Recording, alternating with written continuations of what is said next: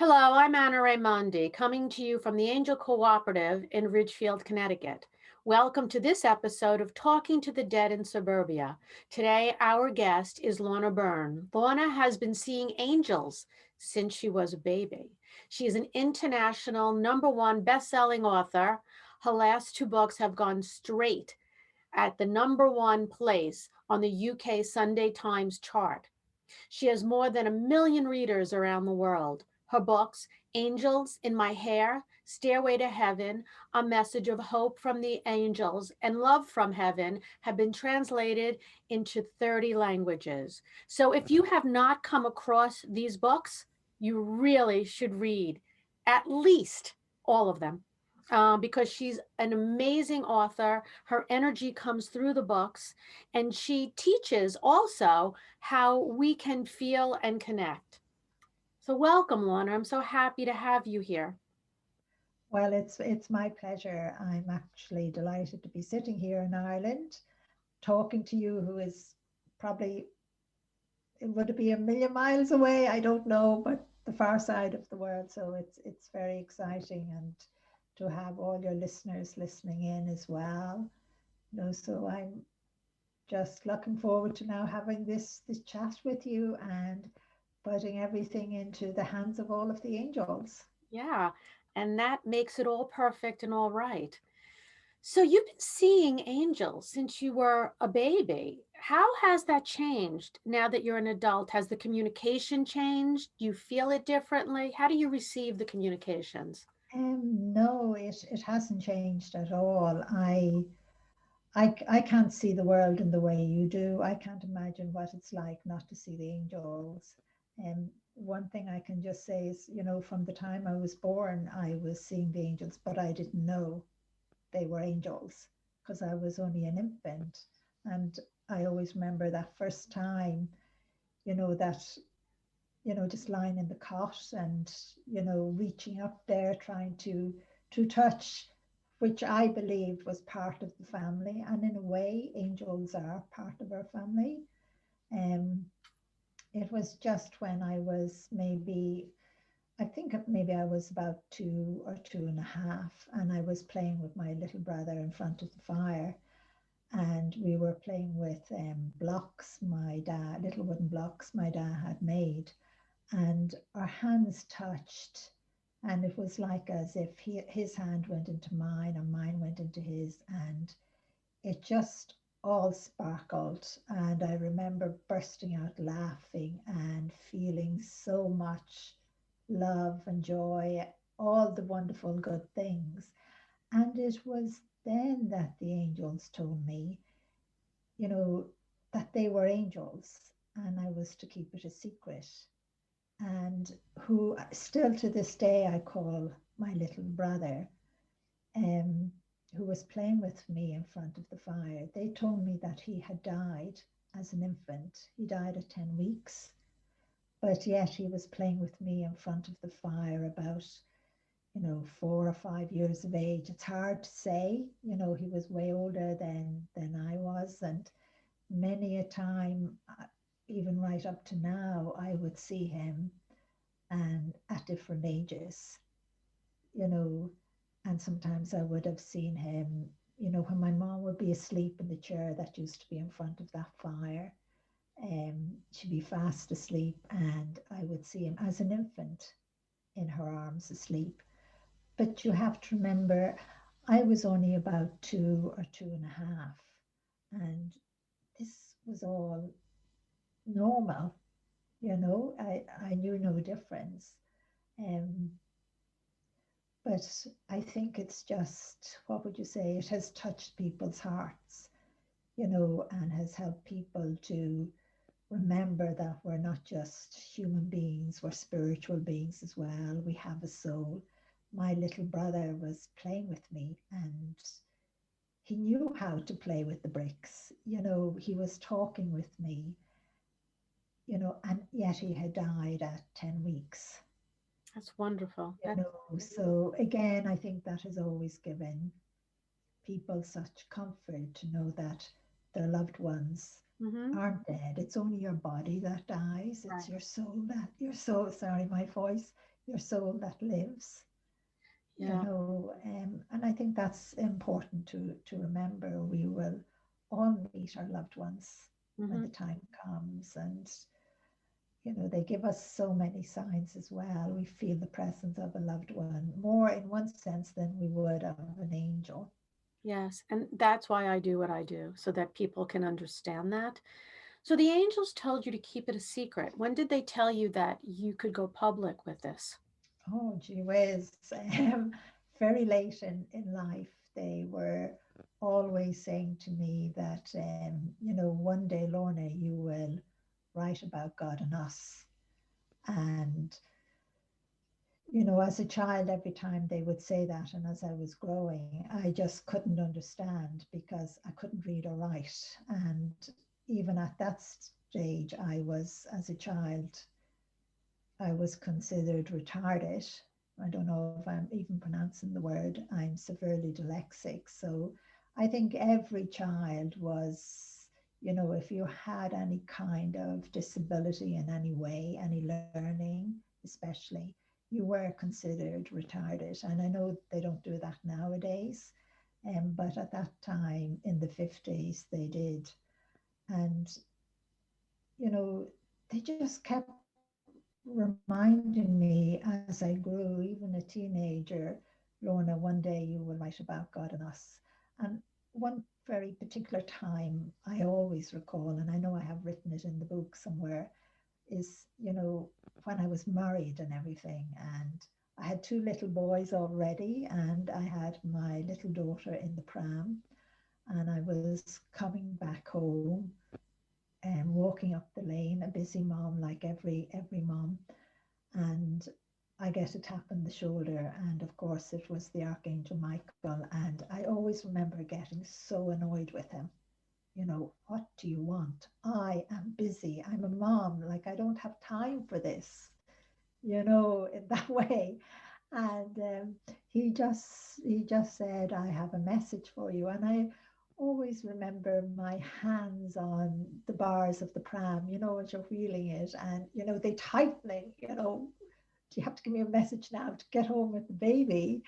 Um, and he just said he had a message, and I just got annoyed and turned around, and he just said, God has said it's near time for you to write about God and us. And what I said to him that day was, how on earth does God even expect me to write one book when I can't even read or write? Because I couldn't read or write. I couldn't even write my name. I was all my life practicing writing my name, and even today it's difficult. People wouldn't notice, but it is, and he just said, help would be sent. And I really never thought about it much afterwards, but I always knew that one day I'd have to say yes, but I wasn't ready to say yes. And that's one thing I love about God. He has such great patience, because I was always saying, no, I'm not going to say yes, I'm not going to do this. But in my heart and soul, I knew one day I would have to say yes, and that day did come. And when that day came, it was a knock on the door. Um, as soon as I said yes, things started to change, dramatically. And my husband Joe had died beforehand. And I think maybe it was a couple of years later. I'll have to go back and look at ages and things like that. And I just said, yes, okay, I'll do this. But I still couldn't read or write. You have to remember that. I couldn't. Um, and I just said to a few people that I knew, which were very few, one special friend, I just said to him, I'm going to write. And he knew I couldn't read or write. Like, I always remember that day, he just looked at me and nodded, like, and that's all. We never brought it up again. And then one day he just arrived at the door, and just said he had something for me. I'm cutting the story short. And he put two boxes on the kitchen table, had a cup of tea, and left. And just said those boxes were for me. Didn't tell me what was in them or anything like that. And if you can imagine someone who can't read or write, looking at these boxes on the table, why isn't he opening them? Even though they were for me, I expected maybe he should open them because I was very shy. I'm not straightforward like that. And then he left, and I just remember opening them. And, it was a Dell laptop. Like, I wouldn't have had the money to buy anything like this. It was, what do you call a printer to match the Dell laptop. And then there was the speakeasy as well, earphones and all kinds of things.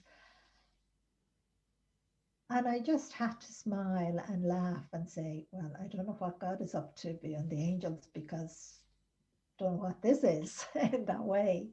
And then I just, skipping loads of time, had said to someone else that I knew, a husband and wife, and I said to them, I've been given this present and I don't know how to use it. How could I? And I told him I can't read or write.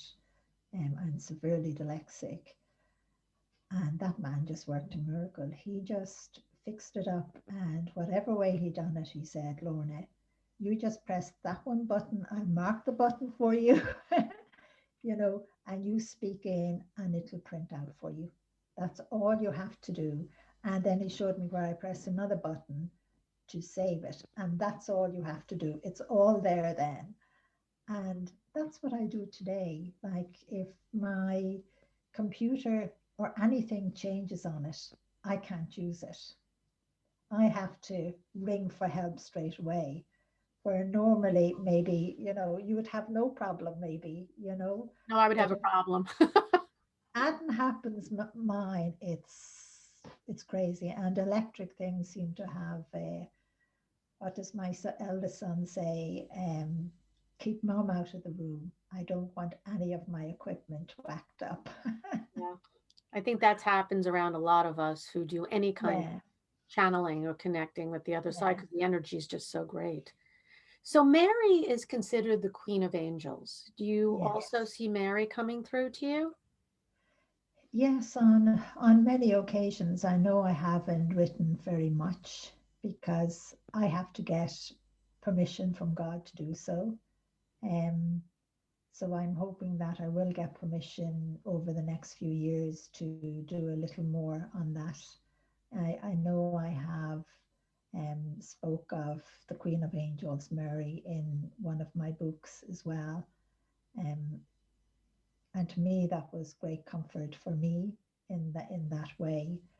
But as I say to everyone, God is real and the angels are real, you know, and all our loved ones are real as well that have died and left us, but yet they're still here spiritually. And I think that's just something we cling to, and we're hoping.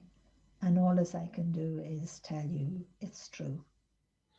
Do the angels give you messages for other people or just globally or just yourself? Oh, it seems to be for me, really, it's globally. It's for the world. It's not just, for me or any individual. It's for the world. As I just say, I'm not a fortune teller.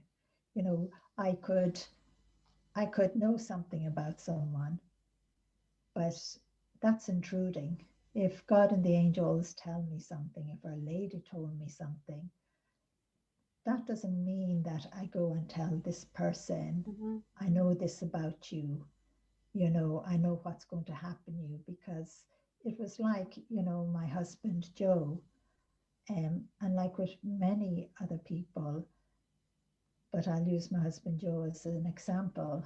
I knew even before I got married that he would die before I would. He would die younger, and I knew exactly what would happen.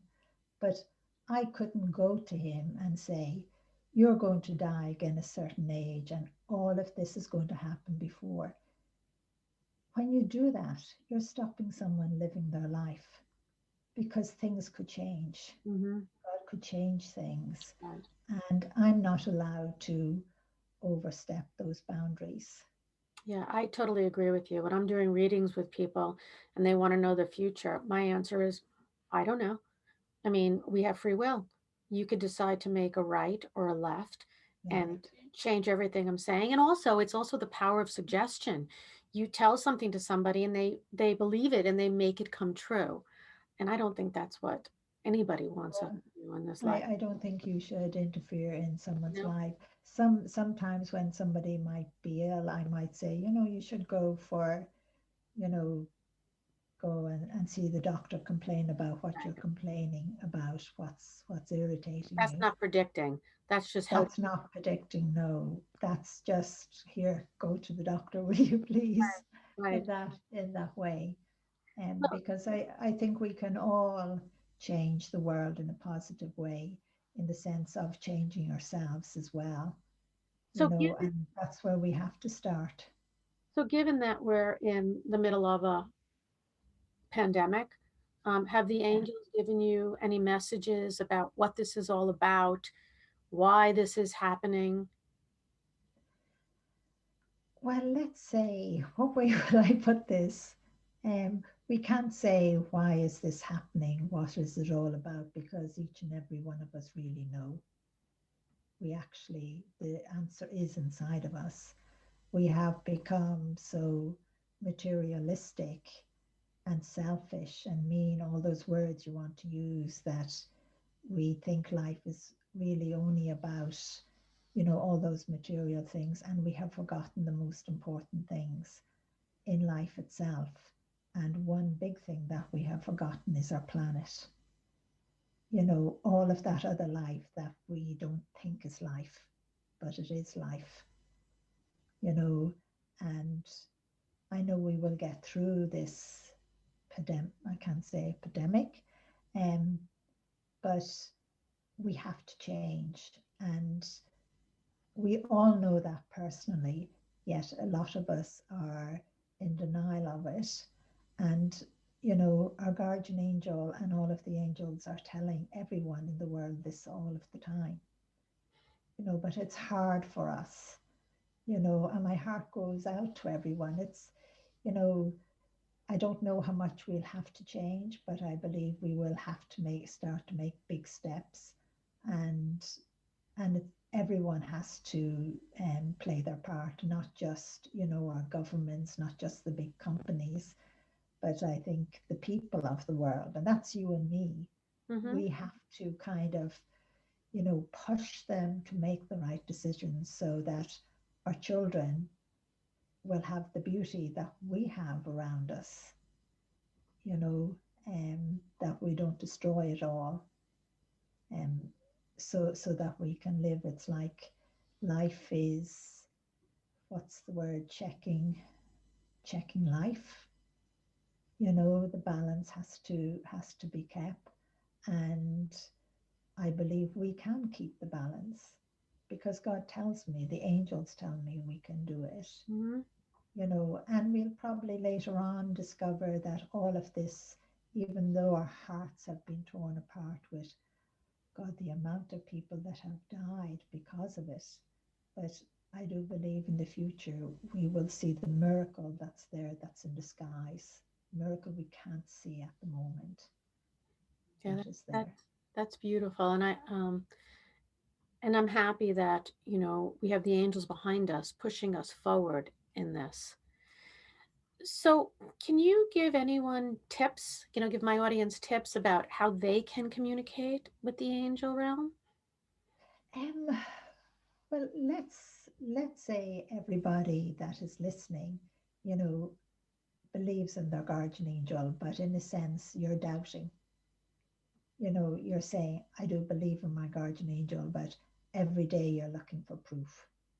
And that is the human side of us. We're looking Mhm. for proof. We're doubting that we are a spiritual being as well, that we have that soul, that spark of light of God that's in us.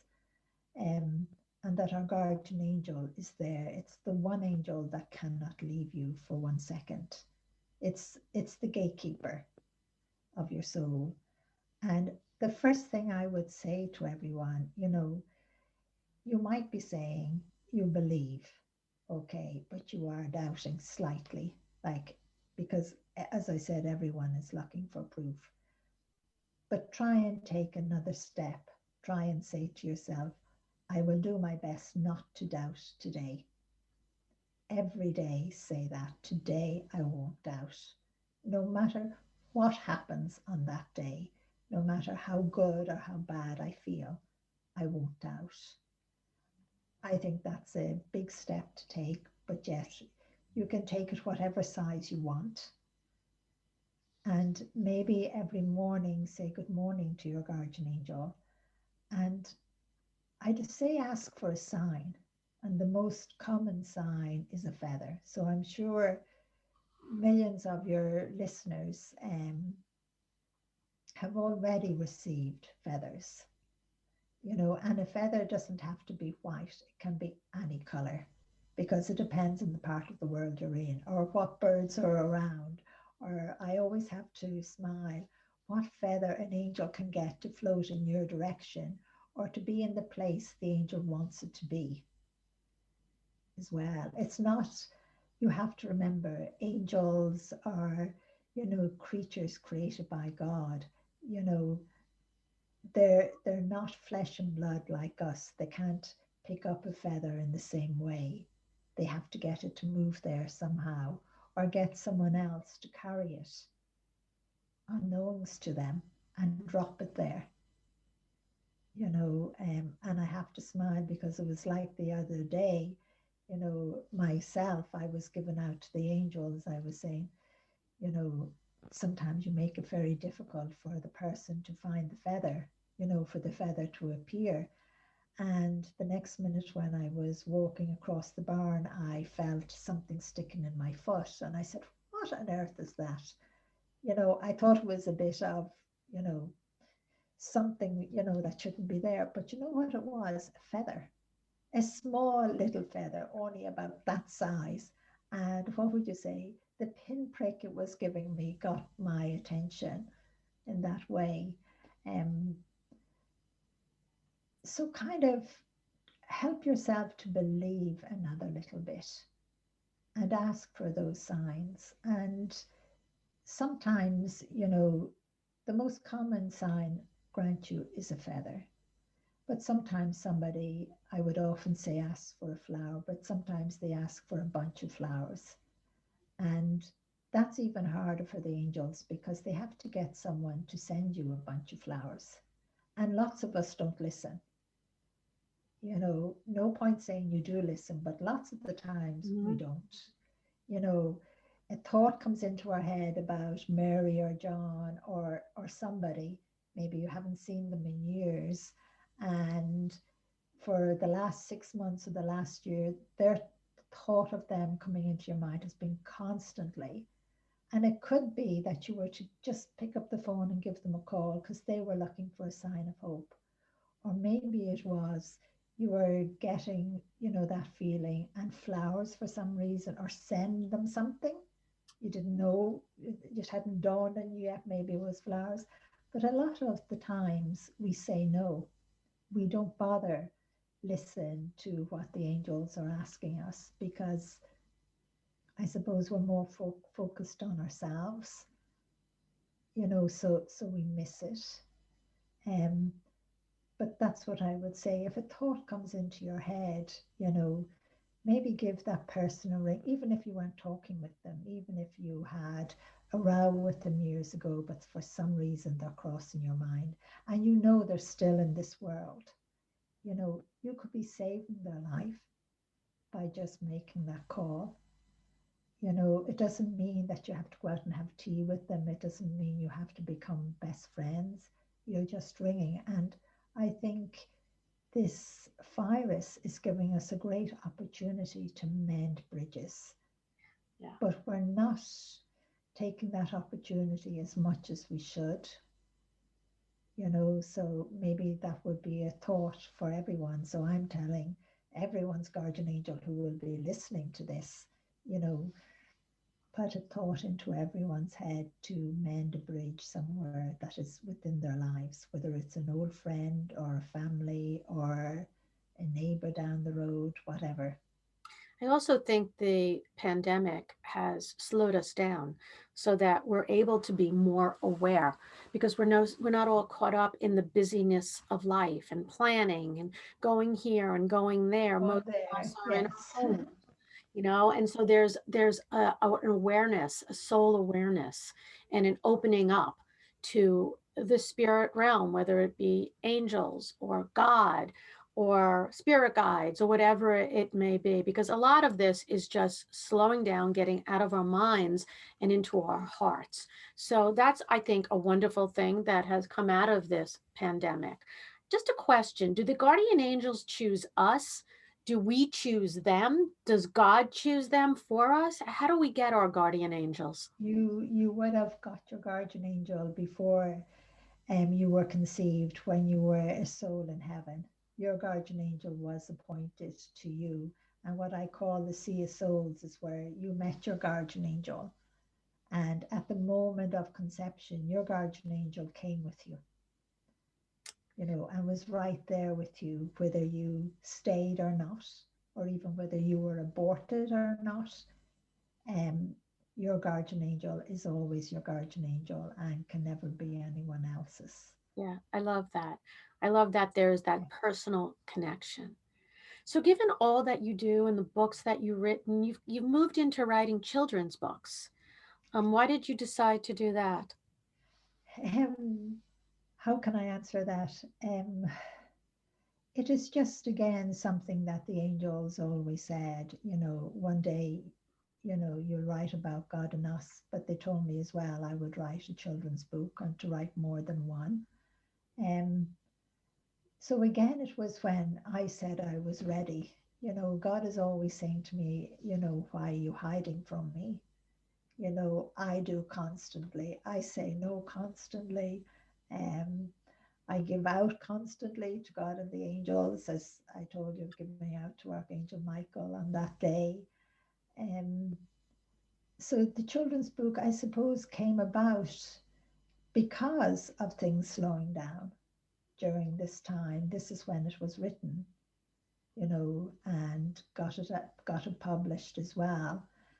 Um, and again, it's to help children to recognize that they have a guardian angel, to give them hope, in themselves, to give them confidence in themselves, to know that they're not alone. And the name of the book is a very special name because it's My Guardian Angel, My Best Friend. And again, that was a child, because children have told me so many stories, you know, and because they knew they had a guardian angel, it gave them that hope and confidence. They were able to get through it. And this young boy who just stood up in the audience and just said, "I don't have a question. I just want to tell you, Lorna, my guardian angel is my best friend," and that's why the book is called that. Oh, that's Um, wonderful. and of course, he did ask for something else. He asked for the gift of life. Um, so it's to me it was hard writing the book as thinking of him as well, but none of the stories in the book are relating to him at all. Another day I will write about the time I spent with him, and how spiritual this young child was. I always give out to God for taking those that are so pure from us, but I don't think we are ready to hold on to those that are so pure just yet. But we are getting there. I think it's So I would wonderful. love, I would love, every parent, if possible, to give this children's book to their child, or even read it with them and talk to them about it. I'm hearing back quite a bit from children, that have read the stories and what it has meant to them. And I think it's important that children at a young age are exposed to this because they're our future, and we're not just here, to work and earn money, but we're spiritual beings. And, the younger they are, the more we can help them along that path, the better it will be for humanity. And so thank you for doing that. And that book can be found on Amazon, correct? As well as your other books. Do you have a website that people can go to? Yeah, I have. I think it's called "I'm Hopeless for This Part."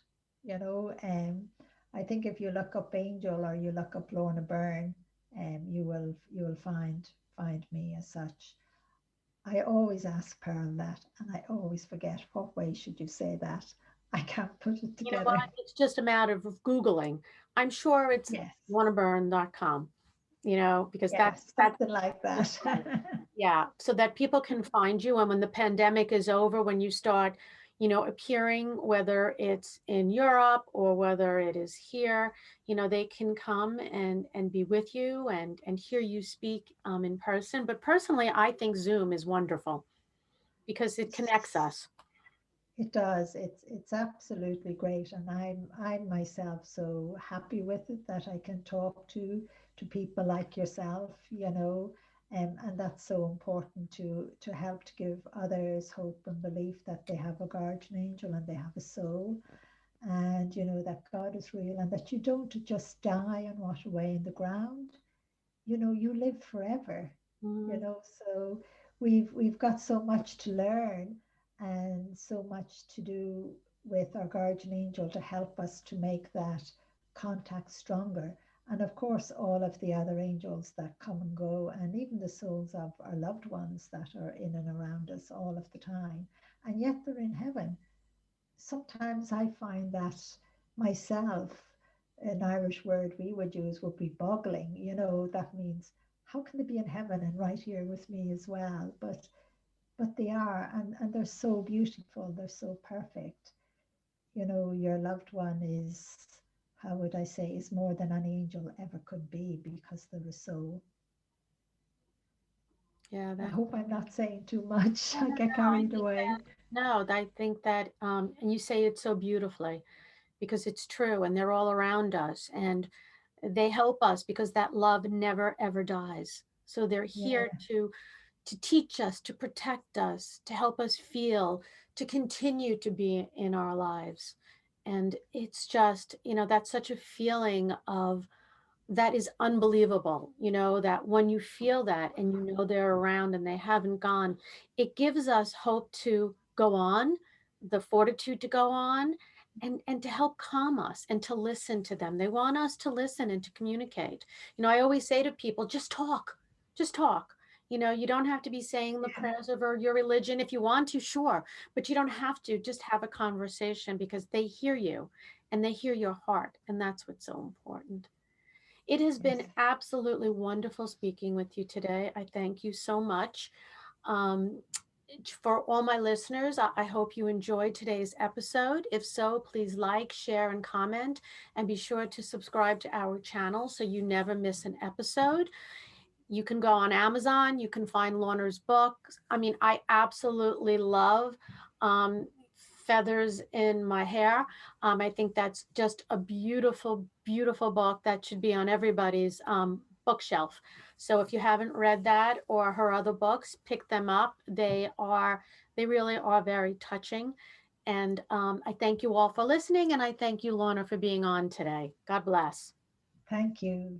And thank you to all of your listeners. And it's angels in my hair, Oh, sorry. I'm sorry.